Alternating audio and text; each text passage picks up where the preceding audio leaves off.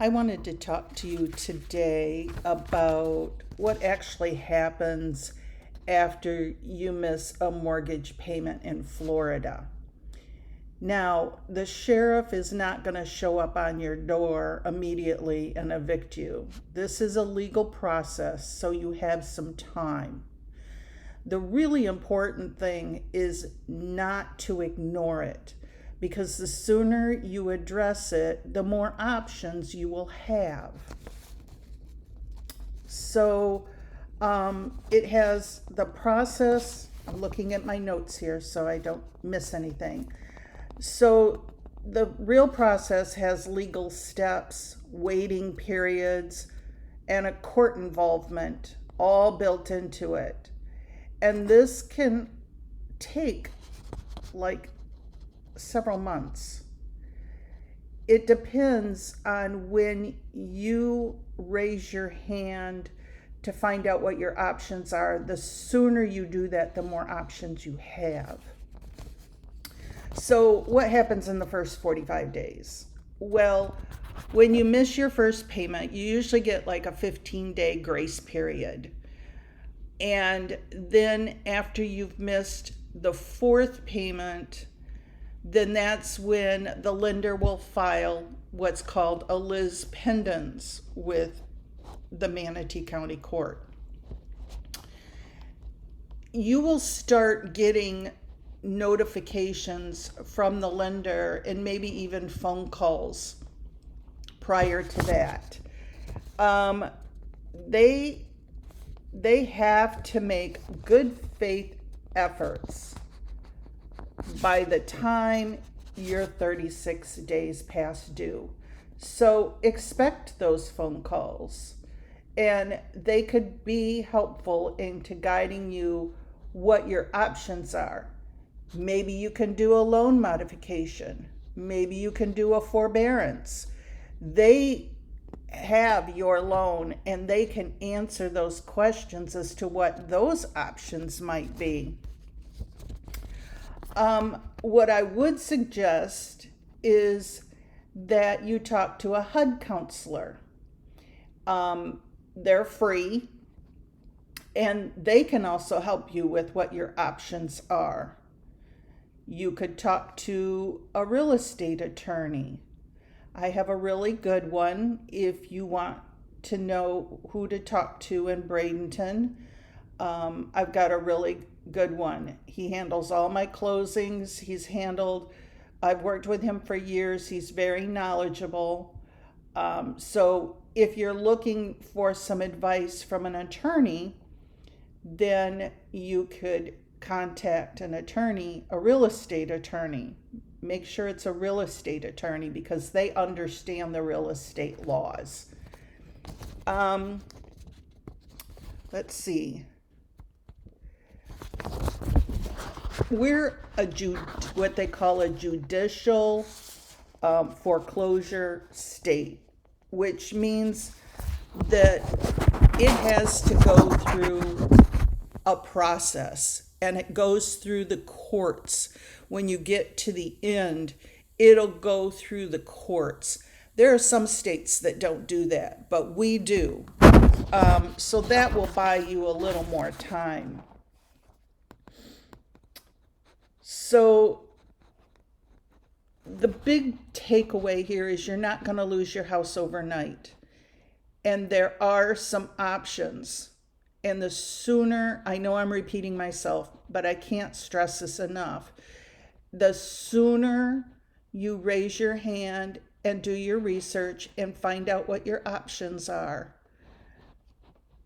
then you'll have more options. If you just keep ignoring things and ignoring, and then you raise your hand at the last minute, it might be too late, and then they're just going to foreclose on your property.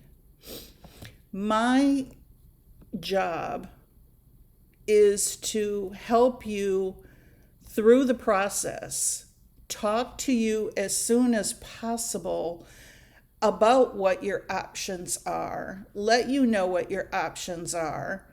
If you've got equity in the property, then let's sell it so you can walk away with your equity You don't want to lose all your equity when you foreclose, when the property's foreclosed on you, because you don't get anything. So if you do have equity in the property, we want to get it on the market, or if you can do a loan mod when you talk to the lenders, so we can see what all those options are and see which is the best path. Are they going to let you do a loan mod? Are they going to let you do forbearance? Have you already tried a loan mod and then that didn't work? It's so many moving parts. So I want to be one of those pieces that help you through the process.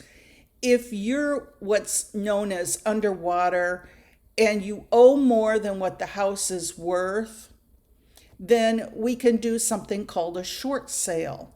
And that's a whole nother process I'll talk about in another video. But you don't walk away with any equity, but it's less of a hit on your credit and than a foreclosure would be. And a foreclosure will haunt you for 7 years. A short sale can go away in 2. So, and then when we're negotiating with the lender, we always want that balance to be waived.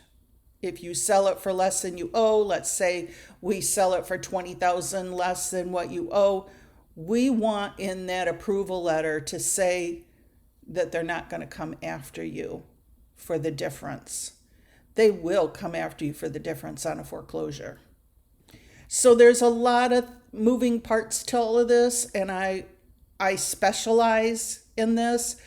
I did a lot of this in the last crash in 2006, 2008, all those ugly years. I did a lot of short sales, and they're popping up again. And I want to take my expertise from the last crash and help you through this problem, this issue. There's no obligation, no judgment. I, have been through this myself. To give a little personal background, I lost my house when the market crashed last time because I was selling real estate and real estate dried up. There was nothing going on. And, I overbought and I shouldn't have. And I was underwater. So I've been through this process personally. I know what it feels like. And I just want to help people from what I've experienced and what I've learned and what I've helped other people do in the last crash. And just make sure that they can get through this with the least amount of stress possible. So if you're interested, you could give me a call. You can text me. My number is 941-737-6562. You can email me at linda@reynoldsrealty.com. And I'll be happy to discuss your situation with you, find out what your options are, and then formulate a plan.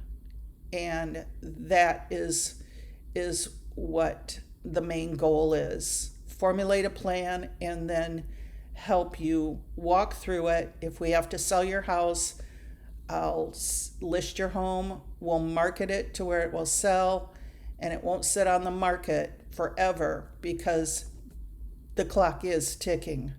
It's just not ticking as fast as you think it is.